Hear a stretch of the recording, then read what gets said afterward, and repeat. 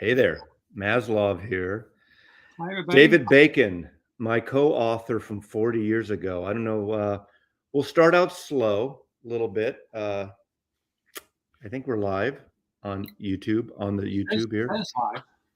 Yeah, we're live. I don't think anyone's watching it. So uh, 7 people know it. Okay. I'm going to repeat some things as we go along because this is like the introduction here. May 1st, May 1st, 1982 was the official publication date of our book, The Beatles England. And Was there an official it, date? well, I looked it up on the ISB. I did my friend, the archivist said, oh, you got to look the ISBN up and you can look and see the official, there's an official publication date, May 1st. But June was the month in 1982 that we released the book. We had a book party in San Francisco. The book came out and the Beatles England started. And written by myself, Norman Maslov, my co-author, David Bacon. And we're going to give you a little background this hour or so about this book. Now, unfortunately, the book is no longer in print, and we haven't done a reversion. There's been 2 editions back in the day and several other foreign editions. But you can, if you Google it, you can get it for anywhere from $5 to $40 online, find used copies. So we're not here as shills to sell our book since it's not out there now. But the Beatles England, David Bacon and I, David Bacon and I met in junior high school, but we really didn't become friends until high school. We were both filmmakers, loose term. And David, why don't you kind of talk about the beginnings and the origins about our friendship and how this came to be? Well, we'd known each other since junior high. The Beatles kind of brought us together, I guess, and we were good friends in high school, college, competitors in film. I was a filmmaker. You were a filmmaker in high school. I was the better one. You were always number 2. We were the funnier ones. His are more cerebral, technically ones, but ours were more organic and hippie-esque. Yours kind of invented MTV. You take a pop song. Yeah, we did a lot of. We were non-drug takers doing drug-like movies.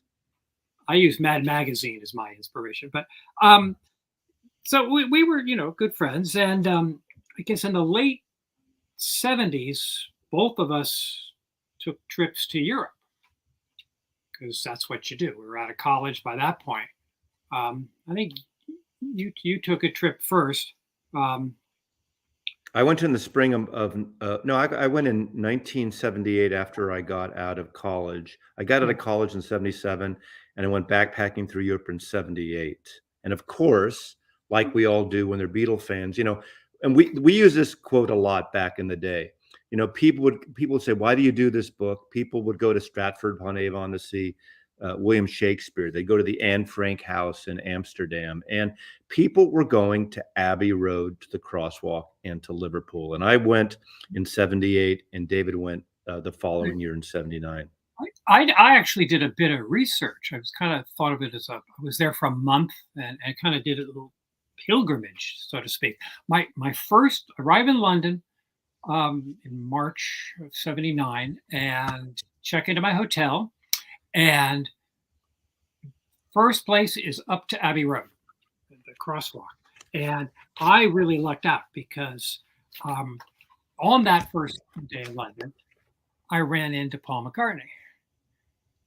So, yeah, there's a picture that I took of him. Paul drives up. You can see that car. That's Paul's Rolls Royce. And that woman with the camera took this picture of me. Paul is signing an autograph. He was doing a recording session for Back to the Eggs. So here is me holding the autograph out in front of the studio. He was very nice. Linda signed it as well. So that was my first. You called me. I remember it was like, I think you woke me up at 6 a.m. I was living up on Mount Tamalpais, right across from San Francisco, and you called me and said, "I just met Paul McCartney." So Trip was downhill from there. That was day one. But I went, Apple and all those places. But I drove up to Liverpool as part of the circle I was making around there. And near the Lime Street train station, there's a Liverpool tourist office. And I went in there and said, I'm, from San Francisco, United States, and I'm a big Beatles fan. And what do you got? We're here in Liverpool. What do you got? What do you got? Give it to me, baby. Give me some Beatles shit. All they had like 4 little postcards you could buy for, I don't know, £1 or something. And the people there said, well, there's nothing really to see. There's nothing to do. There is no Beatles stuff here. So I had a I think it was in the back of Strawberry Fields magazine, Joe Pope's fanzine, and it had an address for Alan Williams, who was the Beatles' kind of sort of first manager, and booked them into Hamburg, and he was giving tours of Beatles sites.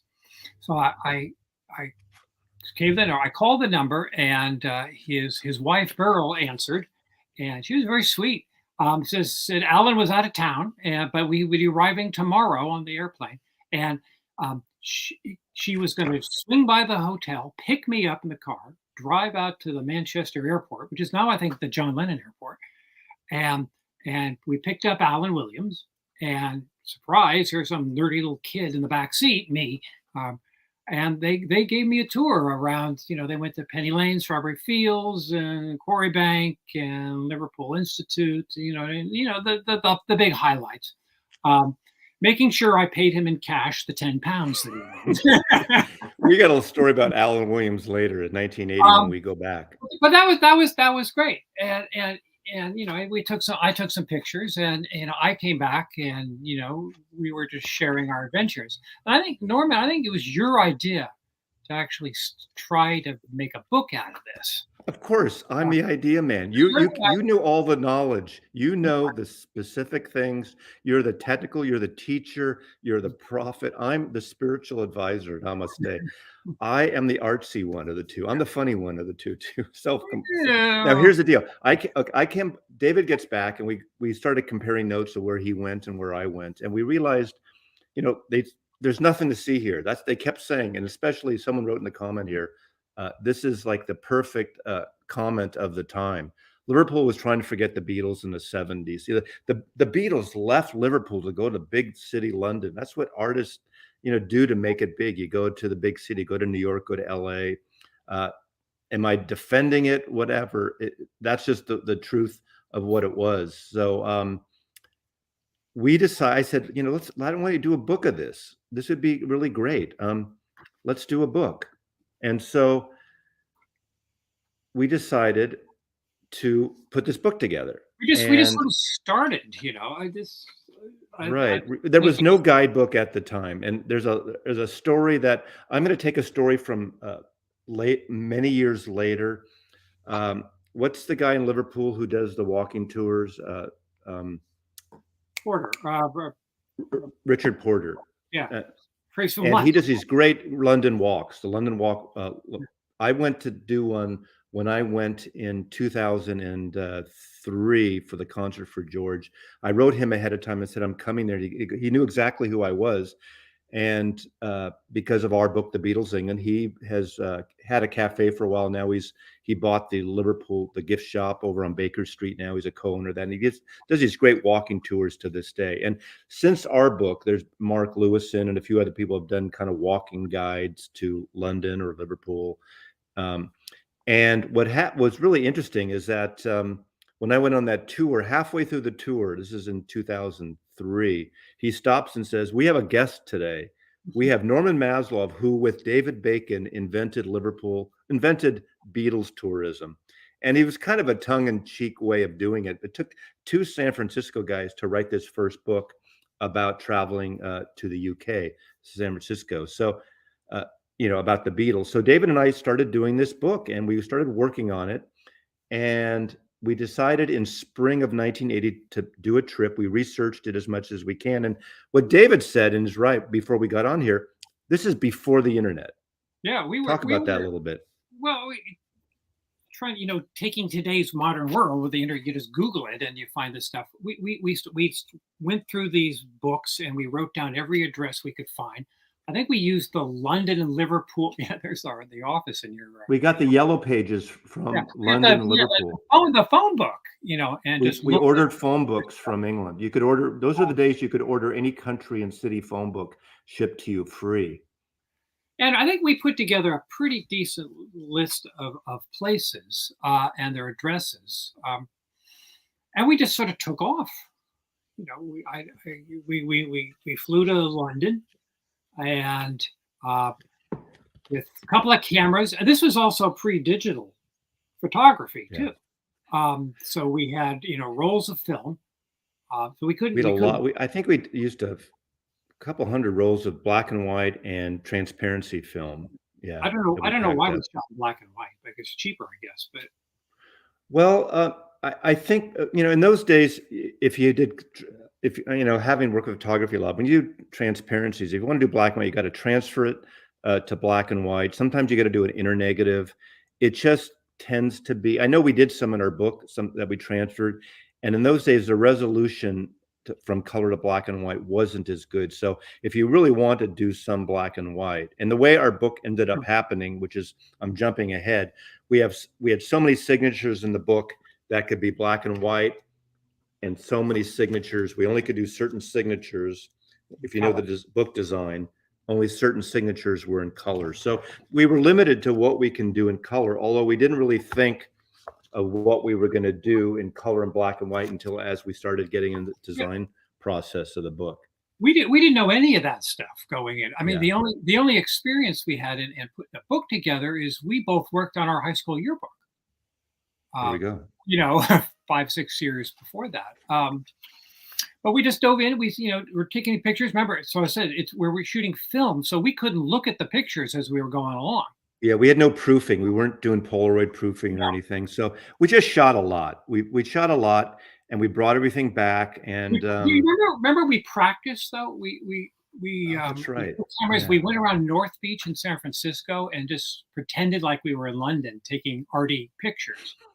I think we had this vision of this book being kind of arty and clever, as opposed to. And at the time, once it came out, it was a little more. It was printed in Japan by a company called Dai Nippon, and we were influenced because at the time, Chronicle Books in San Francisco was just doing these really well-produced, well-printed books out of Japan, and so that's ended up how we kind of started with it.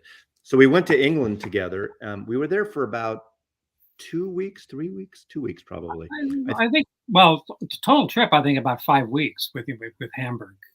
Oh, okay. Well, we went to London. We went up to Liverpool. We rented a car, and I remember I was driving most of the time. It was a stick shift, which I could drive a stick, but of course, we all know that you're on the other opposite side. So I remember we rented the car out of Paddington Station, and when I first pulled out, those signs on the street say "Look right," I literally almost ran over someone. I'm sure that's a common thing when you got Westerners trying to drive the opposite side of the street, and you turn to go into the lane and you go into the wrong lane.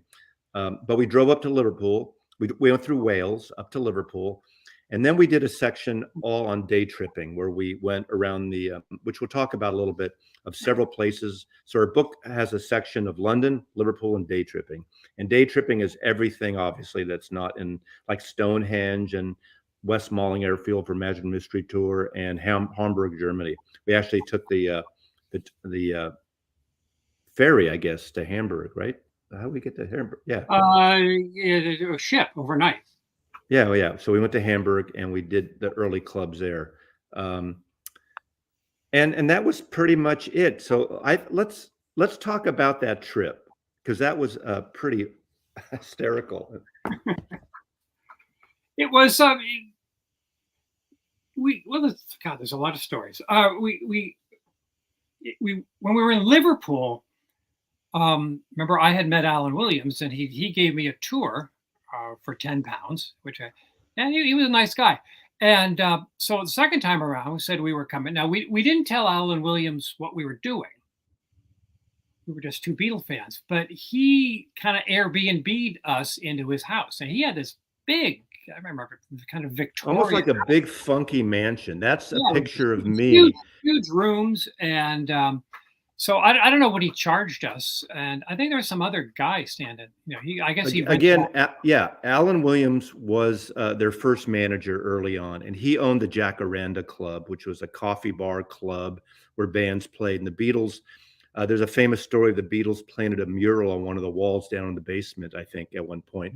But he made the sign that used to be over the coffee bar doorway into a coffee table.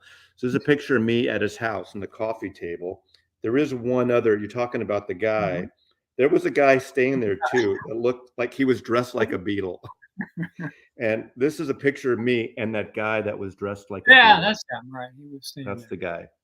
I don't play But piano, but a nice house. So Alan and Burl were lovely hosts. We at one point, Alan, we were there about 4 or 5 days, I guess, yeah. and Alan says we're going to go clubbing through pubs with Lord Woodbine. We should have that picture. There's that Lord, picture. now There's the a clubs, yeah, the clubs were actually these they call them almost these private bars that you have to have sort of a password, after hours clubs. They weren't the normal pub with the horse on the outside of it, the Star and Plows or whatever they're called. Well, Lord Woodbine was this local character who, when the Beatles went to Hamburg that first time, Alan and his wife Burl and Lord Woodbine and the Beatles piled into this van. And there's a kind of a well-known picture of them somewhere en route, sitting there. Anyway, so Alan said we're going to go to these pubs, and we go in and have a beer, and I think he paid for it. Is that your memory? No, he didn't. No, he didn't. No, no. Here's the story. Here's Alan the- Williams says there's a costs us a lot of tradition in money. Liverpool. There's a tradition in Liverpool. You pay for the first drink, the first round, and then you pay for the second round. all around. So David and I all night bought drinks for Alan and Lord Woodbine, and when they all got shit-faced. But it was really fun. I mean, Lord Woodbine would tell the stories of the Beatle days, as would Alan, and he's got his shtick and everything. So it was really fun. And then while we were there, we just happened to be there during a time when he was going to Sheffield, England, for a Beatle weekend, like a Beatle convention in Sheffield. So we all piled on this bus like early one morning. Lord Woodbine, Alan Williams, Ray McFall, who was the DJ at the Cavern Club, and who else was it? Well, all these not people. On the bus. Bob Wooler was there. Bob Wooler, he came on the bus too. Right. If you know Beatle lore, you'll know these names, but you should research them. They're really interesting. Now, at the Beatle Fest, we also met Victor Spinetti, who was in, you got an autographed copy. Jelly Babies were the candy the Beatles said they liked, so all the mostly the girls would throw Jelly Babies at the audience. So I picked up Jelly Babies. This is signed by Alan Williams, Victor Spinetti, Ray McFall. So this is 40-year-old Jelly Babies. Pardon me? Anyway, 40-year-old Jelly Babies. Aren't they any good anymore? No. They weren't good to begin with. I've heard after the book came out, I've heard that Alan Williams was really pissed at us. Because again, we didn't tell him why we were in Liverpool. And we took pictures in his house. You had that one of the Jacaranda sign that's a coffee table. I think there's also one of you holding up a Stu Sutcliffe painting. Well, here's you. This is a painting, David, next to a Stu Sutcliffe. Stu Sutcliffe was the original bass player of the Beatles. There's one me in the book too, and it's a beautiful painting. I have a couple books of his work. Yeah, there's the one. Yeah. So we didn't tell Alan we were doing that. We ripped him off. We didn't rip him off. It was We research. we didn't tell him what we were Hey, we doing. paid to live in his house. We paid to live We in his didn't house. steal anything from his house, though. Oh God, no. No. We're not like that. But Liverpool was great. Now this is a fun picture. Now it's not what you think. You know how, like in Abbey Road, we're jumping to London, but I'm going to stick in Liverpool here for a second. They had to remove the Abbey Road signs because people kept ripping them off at Abbey Road, the ones that say Abbey Road. But this is a picture of me on Matthew Street, climbing up on the scaffolding.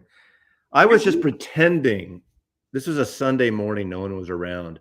I was literally just pretending to take down the sign. I wasn't really doing it. You think otherwise. No, that's not my memory of that. Is it was really early. We were walking around there and we noticed the scaffolding. And it was just, well, we could take the sign. And so it was, 7 o'clock, 6 o'clock in the morning, something like that. And your legs were shaking up there. You're more athletic than I was, so I was no way I was going to come up there. But my memory is that we were actually trying to score that sign. You didn't get it though. I don't reckon, but we did all the great places in Liverpool. Obviously, Strawberry Fields.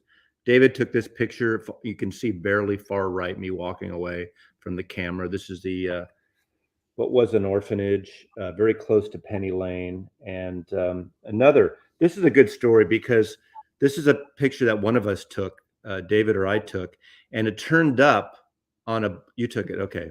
It turned up on a bootleg album and CD, but a bootleg album that has every version of Strawberry Fields. So we got bootlegged for a bootleg once. And we actually used this. This was a promo postcard for our book. We did these promo postcards at the time. So at the Beatles convention there, I entered the Beatle Brain Quiz of England and came in second place. Mark Lewison was there, but he didn't participate in the. He didn't. He did not. No. He didn't. Yeah. I missed number one by one question. What did NEMS stand for? And did you say my initials are Norman Edward Maslov? So did you? I think I said North East Music Store and North End Music. Yeah. So I was close, but someone. This is my memory. Someone at the convention gave us some hash in a little. That's right. Aluminum packet. So we had that with us. Which kind of leads to a funny story. We want to get to day tripping here. Are we done with Liverpool? Yes. Oh yeah. We were at West Malling. Let me get this picture. This no longer exists. This is the West Malling Airfield, as seen in Magical Mystery Tour, the I Am the Walrus segment. And this is David taking a picture of me taking a picture of these barriers that were set up in World War II to sort of protect the planes during World War II, and me holding that spread from the EP Magical Mystery Tour. I love this photograph. I think you were holding the EP that I'm holding now. Yep. This very one. Sure. This one was in England. Victor Spinetti signed it. But this airfield, and at the time it was, I think it was an actual airfield. I don't know if it was Royal Air Force or not, but we snuck onto this place and we're driving around looking for those things.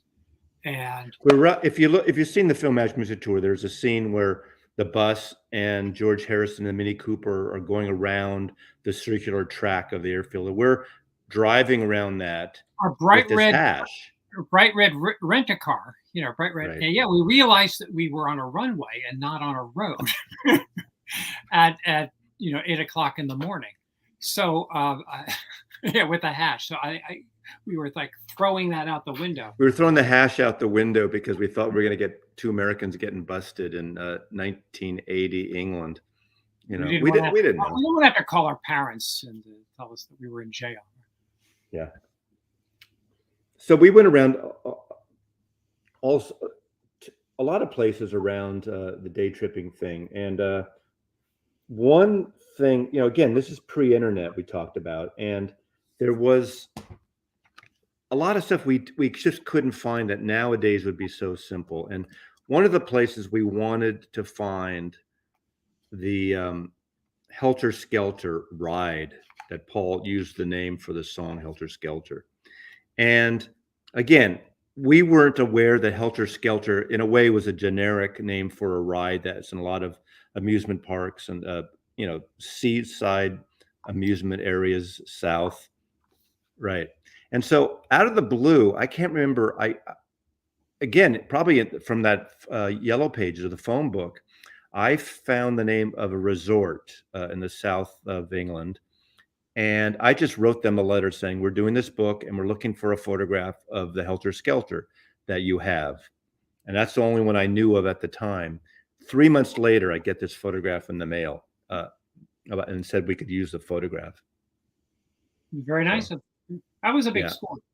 Yeah, those of you in the UK, I mean, that's a common thing. But for us Yanks, ripping up your heritage, ripping off your heritage, that was a big score. But we had a really good time. Now, we didn't visit every single place, and sometimes we actually went to New York on two separate trips, going through archives, photo archives, and buying stock images of the Beatles and some of these environments, and yeah, like these two, right, yeah.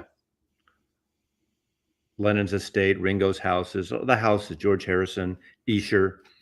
We didn't. We only went to Fair Park, I think. Right. We didn't go on. We should have gone to Tittenhurst, though.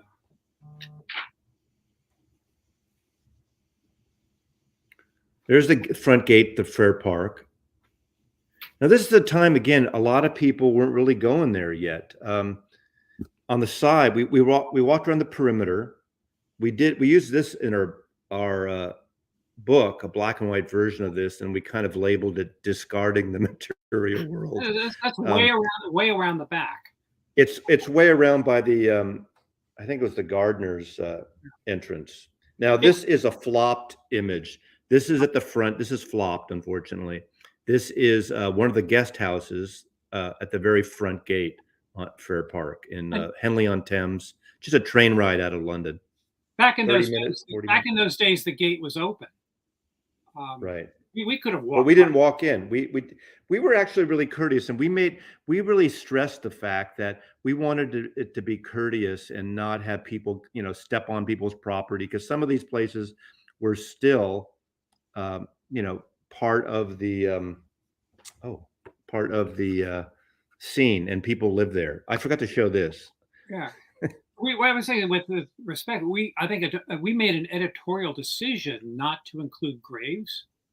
I think right at the time, Sutcliffe's grave and Brian Bryan's grave at the time. Brian Epstein. We chose not to do those. That was. Now, I did. This was actually Ye Crack, the pub Ye Crack. You could talk about Ye Crack a little bit, but the paint literally was peeling off. Like, you could see it drying off. So I just grabbed. It was already peeling off. So I grabbed it. And David and I have a affinity and a love for conceptual artwork. So all around, I had a room in my apartment that was our office that we worked on this book, and using a typewriter, no computers in the day. That's David at Ye Crack, right? I think so. Yeah, that was David. Yeah, that was you. That's me. But I think that's where the paint chipped from. Yeah, yeah. We were in a booth or something, but we were in a conceptual art, so we would do a lot of things like this and take it and put it up in the office. He's very conceptual, very Yoko Ono. The brick. Do you have the brick? I do have the brick. Why don't we talk about the brick? We're going back to London now. It's all in England. Right. That was where's hold the brick up. Keep going. I am, but here's they were renovating Savile Row, so it had fallen apart, and there was a dumpster out front. And the London Brick Company. London Brick Company. Someone told us that recently. I didn't know what that was. Should we tell the brick story, or jump ahead, or bring that? Go ahead. Well, that's just one of our souvenirs. When we were promoting the book after it came out, booked on various shows. One was the Mike Douglas show, who was well past his prime. He was on CNN, the brand new CNN network channel. And so we were on this talk show. Prior to the show, you meet with the producers and you go over what you're going to talk about. And we brought props because it's television stuff to look at. So we said, we have this brick. It's from Abbey Road. And they said, oh, yeah, great. Bring that along. That Mike, And so it's our segment. We're brought on the set. We sit down. There's Norman, me, and then Mike Douglas. But he introduced you, David Bacon and Malcolm Maslov. So you call them Merv. Merv. Thank you, Merv. So I had the brick. I'm holding it on my lap. And our segment starts and Mike starts talking and blah, blah, blah, blah. We go. And then the segment ends. And Mike Douglas never asked me about the brick. I'm just holding a brick on my lap for unknown expert.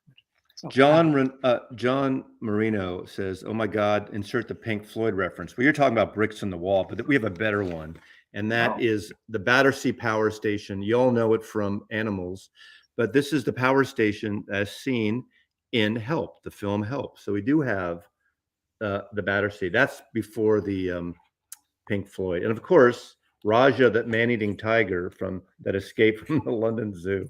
We faked a lot of stuff. We took a lot of drugs while doing this.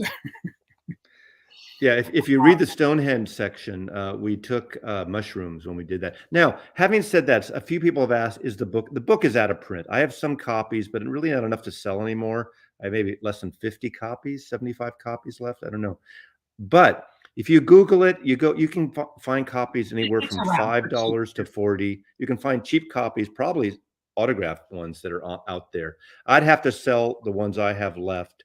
And we ended up, we're jumping ahead now a little bit back and forth, but our first printing was 20,000 copies, which is a lot, but 10,000 of those was a very limited edition hardback. We only did 10,000 the hardback, and our buddy Brooks Frank did our author picture, which actually I have a better version of that, which I showed a little before. We basically had some fun and recreated, somewhat the butcher covers. And Brooks took this in my apartment. Actually, the apartment is right behind the Jefferson Airplane Mansion that I was wearing in that photograph.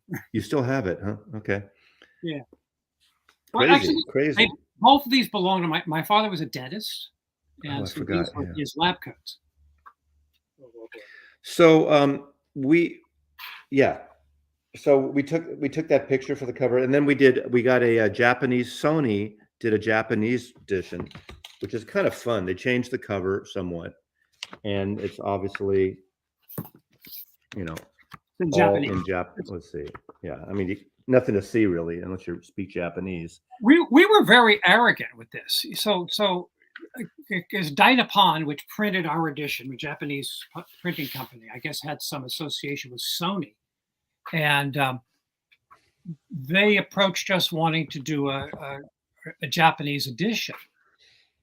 We turned them down. Remember that? We were 26 years old. Yeah, we were just cocky kids. We turned them down, and we wanted more money.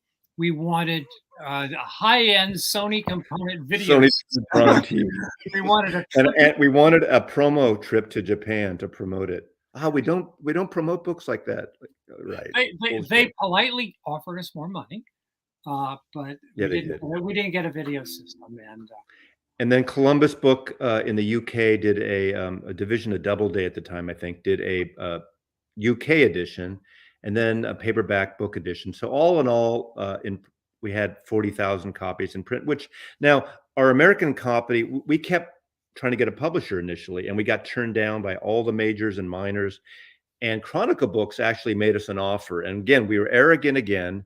We didn't feel because we brought in this designer named Brenlee Pearson that we found, and she helped us design it gratis to begin with. And then she got some money later, we paid expenses. But we ended up publishing our American at First edition ourselves because Chronicle offered us too little. We probably should have had them do it because they would have had a wider distribution chain. We would have made more money if we had done it, but we did fine. But we literally, and here's another picture. We again, arrogant kids. You know, we went to our parents. Our parents, $25,000 each. And, you know, 1980. That's a lot of money. You know, lent us the money. 20,000. But both are well. Anyways, a lot from your parents. Well, you told your parents more just to. but they did it. You own the house now, David. It's okay. Our parents gave us the money or lent us the money, and which we paid back over the years. So as we sold the book, at least I did. You know. And we literally went to the dock. We had to go this whole customs thing, and David and I, just you and I alone, unloaded 20,000 copies of this book off the dock. It was such an amazing. Storming in some basement or something, I guess. Yeah. It was amazing time in that. But self-publishing, you know, again, pre-internet, you know, there was no such thing as Amazon and direct mail. I think we put ads in fanzines. And rock and roll things, gold mine, those kind of. And we found there's the biggest independent book distributor at the time was called Book People out of Berkeley. And there was a guy named Randy Beek who I made an appointment with and went, and he actually fell in love with our project because, you know, doing a book on the Beatles is more commercial than David and Norman's, you know, random rock and roll jaunt through Golden Gate Park or something. And so we did this book. So Book People, we did an exclusive initial distribution deal where they could sell it or they could distribute it. And we ended up upping our original order at the beginning because of Book People. And they had their catalog and they put it on the cover of the catalog. And they brought us out to Anaheim at the American Book Association. And that's a great story there because if you've ever been to like any kind of convention, like a promo convention, the publishers have booths and they have book signings and lectures and interviews and discussions. So every hour for about a 30-minute window, you can meet the authors and get a free copy of whatever the book is. And they have two at a time. So why don't you continue? I remember the two tables were. So we were booked, and the author in the next table was a name that I guess a lot of people today don't remember, but it was Senator Eugene McCarthy, who had run for president in 72.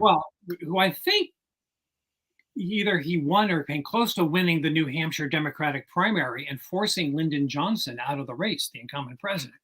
So he was a big deal, big liberal icon, anti-war, peace and love. So he was in the next table. So we arrive at the designated autograph area, and there's this huge crowd, people lined up. Oh shit! You know, they're here to see. And McCarthy had a book of poetry. It was a book of his poetry. It became kind of embarrassing because it turned out the huge line was not for Eugene McCarthy; it was for the Beatle book. Yeah, they didn't know David and Norman, but they knew they got a free Beatle book. So they got in line, they got it, and we signed these books. We gave away I don't know how many books and signed it. And then poor Senator McCarthy is sitting next to us, literally with nobody, hardly anybody in line. Yeah, I voted for this guy before George McGovern. I voted for McCarthy. I was a McCarthy fan. Clean for Gene. And so, okay, the book comes out 40 years ago this month, and David and we set up to coordinate a book tour based on where the Beatle Fest, Mark Lapidus had a series of Beatle Fests, Chicago, LA, and New York, New Jersey. And so we would go to those cities and we would, the publicist at Book People would set up interviews for us at radio stations, TV appearances, things like the typical book tour like you see now. So we go to New York, the Beatle Fest in Jersey, Meadowlands, I think at the time. And we, did several. One show we were on, which I had no idea who this guy was. What's the guy, that TV show that New York people, Joe Franklin. Yeah. Joe Franklin, who was like 40 years, he had the longest running talk show in American history apparently at that time. And he had a lot of has-beens on his show. It was on a cable, local access. Remember, this is 1982, so it's a different world than the cable we have now and the internet. So uh, we are on the Joe Franklin show, Yeah, and there we've was never seen a copy. It and was there like was there's a the desk and then the couch where the guests are, but it wasn't just all the guests are on the couch. So it's not you and me and some other people plug in their movie or book or something.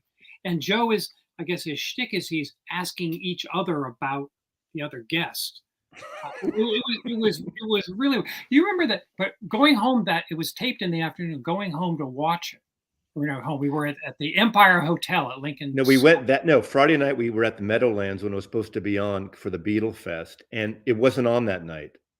It was weird. We were stoned at the time. And it's like we on it, but it wasn't our show, but there was a Beatles segment on it. It was Yeah. Um, So we don't know if it ever. If anyone has access to the Joe Franklin archives, 1980. We could find out when the 1982. We could find out when the Beatle Fest is. We could find out the week. Help us.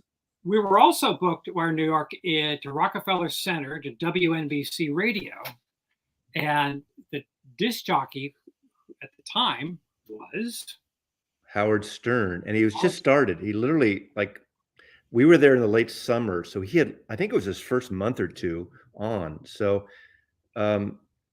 it was we didn't know. I mean, Howard Stern wasn't the Howard Stern we know now. He wasn't outrageous, and he talked about the Beatles. And I mean, my memory of it, he was very polite. Hi, how are you? Would you like a cup of coffee? Have a seat. We'll be on, like your book. And then as soon as he on the air, he had cowbells and snare drums, and he was like banging on things and screaming. And then off the air, he returned to normal. We had no idea who the guy was. Right. And we did a lot of these. We did Chicago, we did New York, LA, and a lot of the shows. And we did one time we did local Sacramento and Stockton, like Good Morning California. It was like one of those good morning shows with the happy talk things. And in our press release, the publicist said we had a brick from Abbey Road, and I forgot to bring the brick along with us. I didn't pack the brick. And the night before, David and I go to some prime rib house, and I said to David, let's steal the fork and say George Harrison used this fork. So do you remember what you said? Yeah, we're on the air with Dixie Blonde. Like it was like Miss California 1981 or something, At 6 o'clock, 7 o'clock in the morning in Stockton, California. And we said we were at a restaurant in London, and we saw George Harrison eating over, on the other side of the restaurant. So when he left, we stole his fork, and very dramatically, I pull it out of my pocket and show the camera cuts to a close-up like you're seeing here. And she says, "Can I touch it? Can I grab it?" You can't. Stay away from our fork. Yeah. You should have been. Should have been there. It was, that whole year when we were doing promotion was a lot of fun. We were doing all these radio shows. We were like regular guests on KGO in San Francisco. Yeah, there's a show in KGO, Ron Owen's show, and he invited us. We had sent him a pre-publication thing, and he invited us on before the book came out, and they got a lot of response from that. So over about a 4-year period, give or take, he would invite us on like 3 or 4 times a year, and we'd be the Beatle experts. Obviously, when the book came out, we promoted the book, but it would just be Beatle talk. People would call up and do Beatle things. And then David and I would go to the Beatle Fest, and we do a slideshow at the Beatle Fest. We've talked about over the years to do an updated version, and either I get lazy or I have it all. We want to update and expand it. Who knows if we ever will at this point. There are other books now that are, I don't want to say better, but they're obviously, everything has changed. 40 years later, Liverpool now obviously has the cavern Mecca, the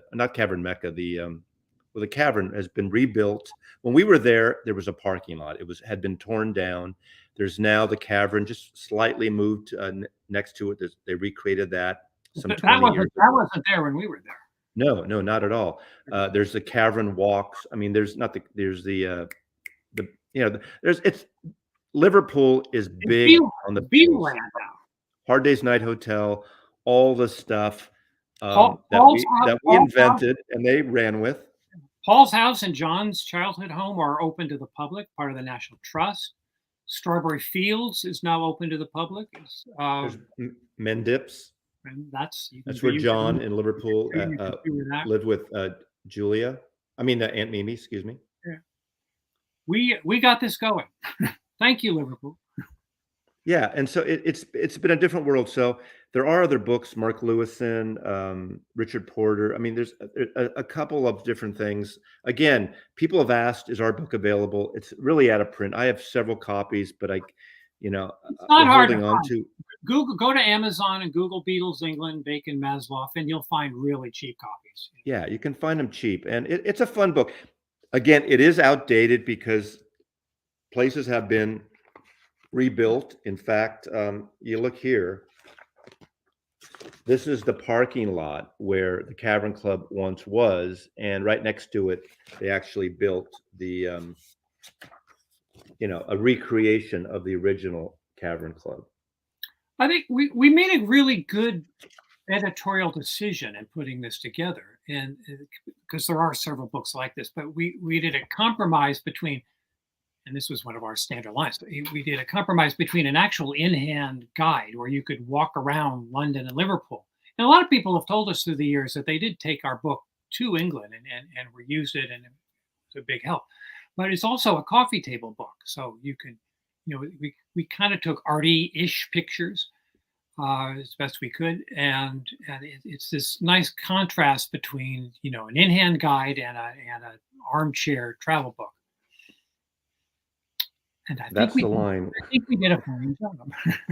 Yeah, I mean, and we wanted ours to be visually interesting. At the time, a lot of these rock and roll books were cheaply printed and not well put together. And I mean, the copy is very light. It's very our sense of humor is in here somewhat. There's some kooky passages which are embarrassing to this day, like we said. If you read the Stonehenge section, David and I had a milkshake of mushrooms, psilocybin mushrooms, and wrote that. I remember that day writing that. And we, like everything else, this was a joy to work on this. And we also procrastinated. We had a series of, I think it's 2-3 times a week. We'd meet at my office, in the office, and write. And sometimes we'd think of anything to do. Like, let's go get a cappuccino. Let's go to the art museum. Work done for that. We didn't want to sit and write. And again, after the John Lennon death, and we put it on hold for 6 or 8 months, when we got back, we literally jumped into it. I remember staying up till 2-3 in the morning. I would type a run of something, and then Dave would come over the next day and he would look at it and change it or add to it, or we never would leave it, but it was a way to get something down, an initial draft, to get an idea down. And we decided, no computers. We were no computer. Oh my God, no computer. And I did all the typing, and I'm a hunt and peck typer. So, but this was from aside from doing the book and the joy of this, the best education of doing a project start to finish, of writing, publishing, researching. I learned, I wasn't a photo agent then. I wouldn't become a photo agent until 1985. And I learned, we had to go to, in fact, there was a photograph that we wanted to use. There's those of you who know photography, there's a very famous photographer named Arnold Newman. And now this guy is a legend, great portrait photographer. And there's a great picture he took of, I think it was in Time or Life magazine, of George Harrison at Fair Park in the recording studio. And behind him is the mixing console. And it was lit up, and it's a beautiful portrait. And so I call up Arnold Newman, his studio in New York, and I didn't know how famous he was. And I call him up, and his wife answers, this old Jewish woman. I said, "Yeah, hi, my name." I explained who I was and what I wanted. He goes, "Let me get Arnie," type of thing. Arnold, because this is Arnold Newman on the phone. And in those days, I became a photo agent years later, so I totally get it. It was as if, maybe not quite like an Annie Leibovitz, but calling, well, a very famous portrait photographer.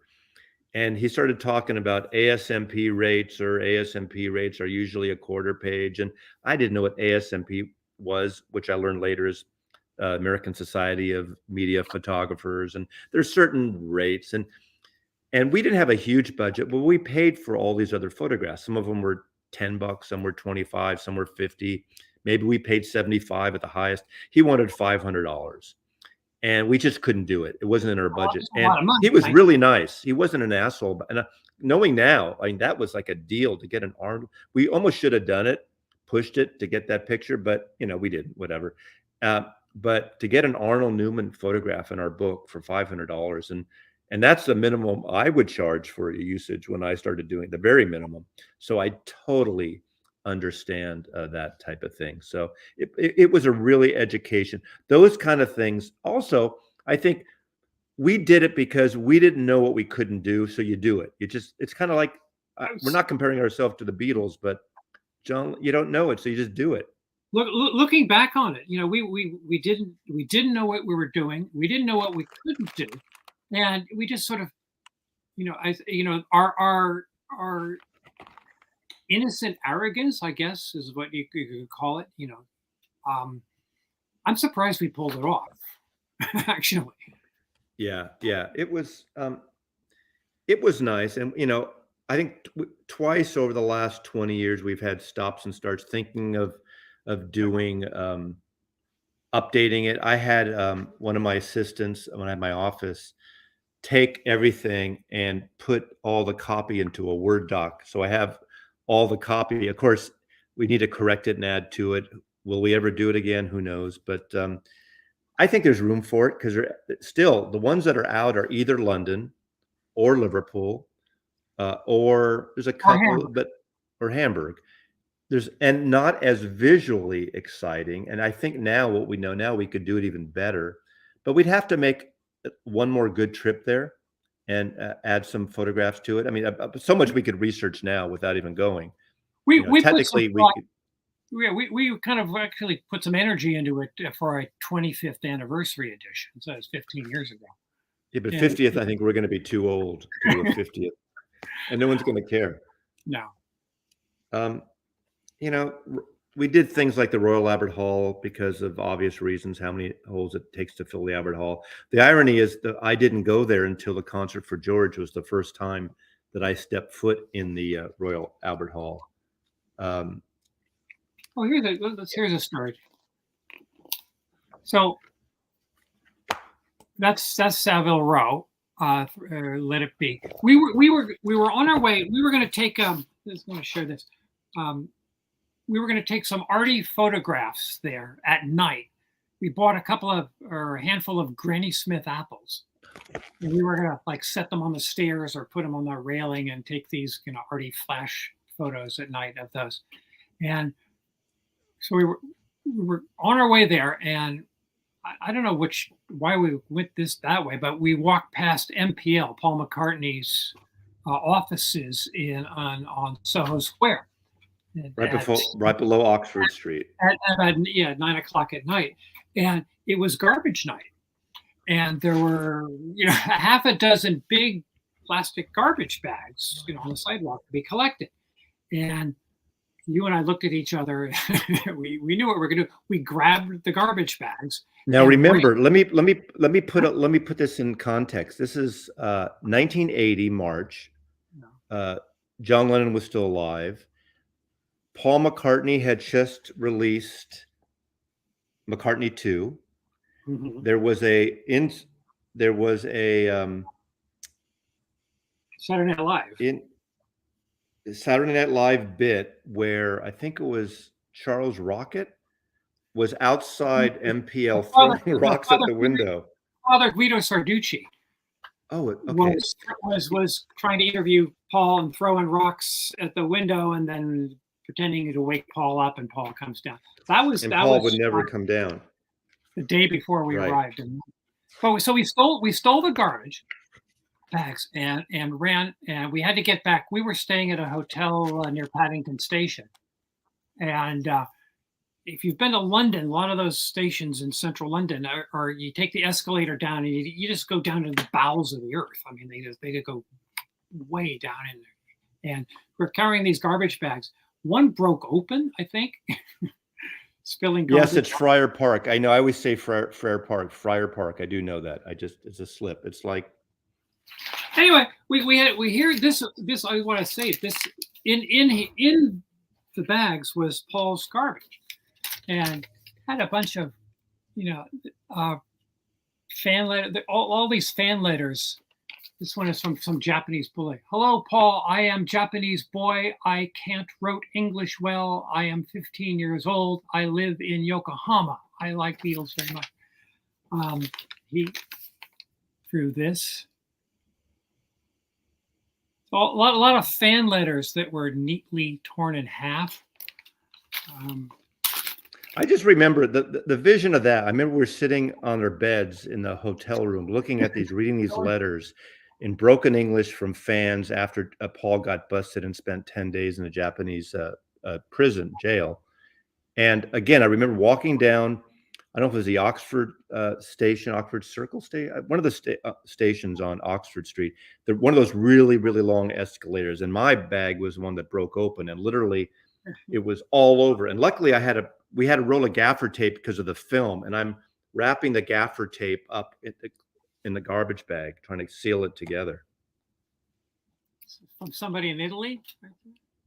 Yeah, it was kind of cool. I mean, mostly it was garbage. It was like half-eaten sandwich, and there was a plastic thing with a Kotex, a used Kotex in it, and I remember for a long time we didn't take that. We threw that away, but we kind of like to ourselves said we have Linda's Kotex. Obviously, that's not the case. That was to me, it looks like Paul's handwriting. It kind of does, doesn't it? It could be. I don't know. Do you have a lot of that stuff still? I was looking for that. I didn't realize you had that. I'm looking into moving, and there was down in my basement. It was a bunch of stuff. So I don't get rid of that. I got it. But I have this envelope that was labeled Paul's garbage. Some here would say that's his catalog, solo catalog. We're kidding. Come on. Yeah. And we didn't, because we went to Friar Park. We didn't get it. We missed George's garbage because it wasn't garbage day at Friar Park. They were at the Friar Park. Yes. It's Escher, not Escher. If Paul wasn't Paul, he'd still be in prison in Japan. It could be, but he is Paul. So, what else is it? I think we're going to wind this down, but if there are any last questions in the peanut gallery, hey, Rockio, nice to see you, and John and Marvin. Sorry, Marvin, I know you're deaf, but I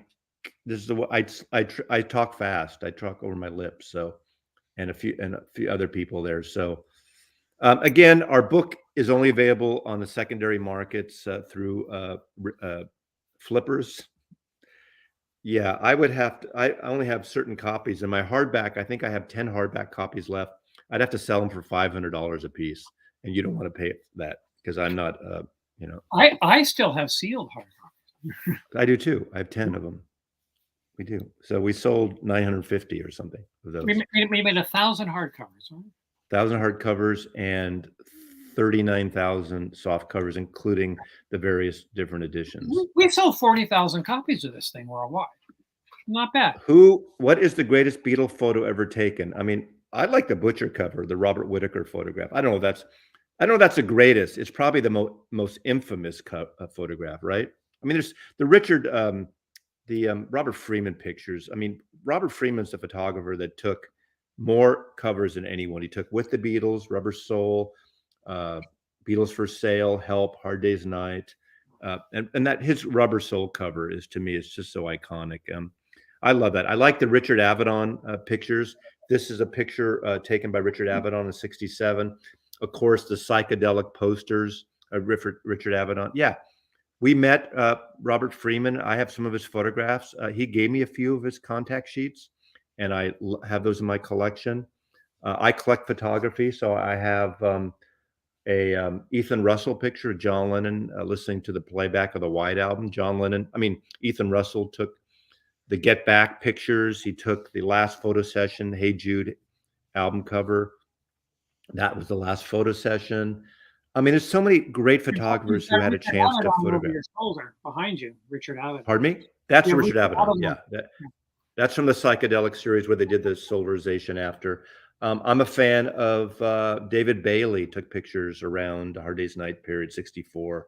And most of the great photographers Beatles, you could argue, are the most photographed people in history, possibly. I can't think of anybody else. I mean, presidents, more than other actors, actresses, they're still, like Paul's still being photographed. And so the cover of Meet the Beatles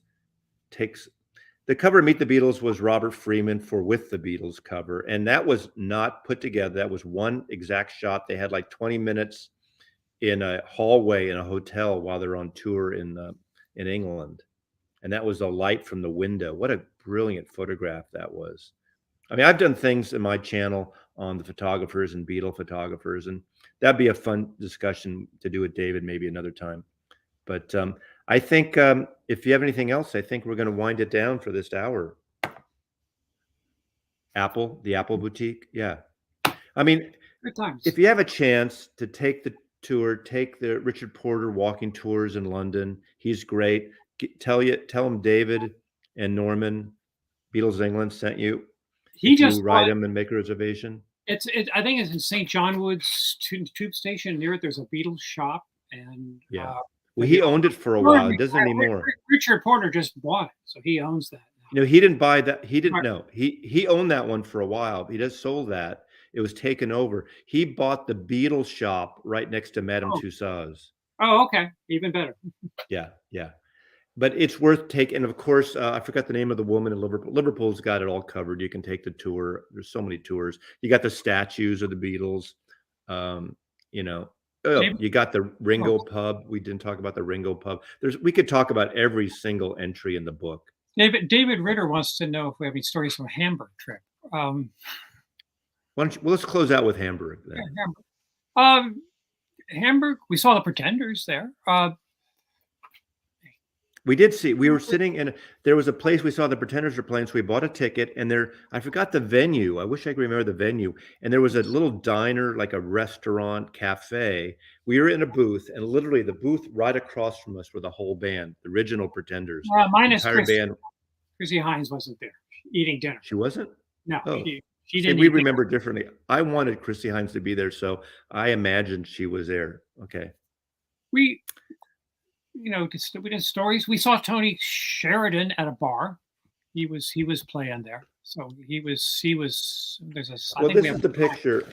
Someone asked, "Do we have a picture?" Let's see here. Yeah, this is us in front of Savile Row. If you just saw the recent Get Back, the rooftop, that's David and I. 26 and a half years old. 19. No, this is 1980. 26 and a half years old.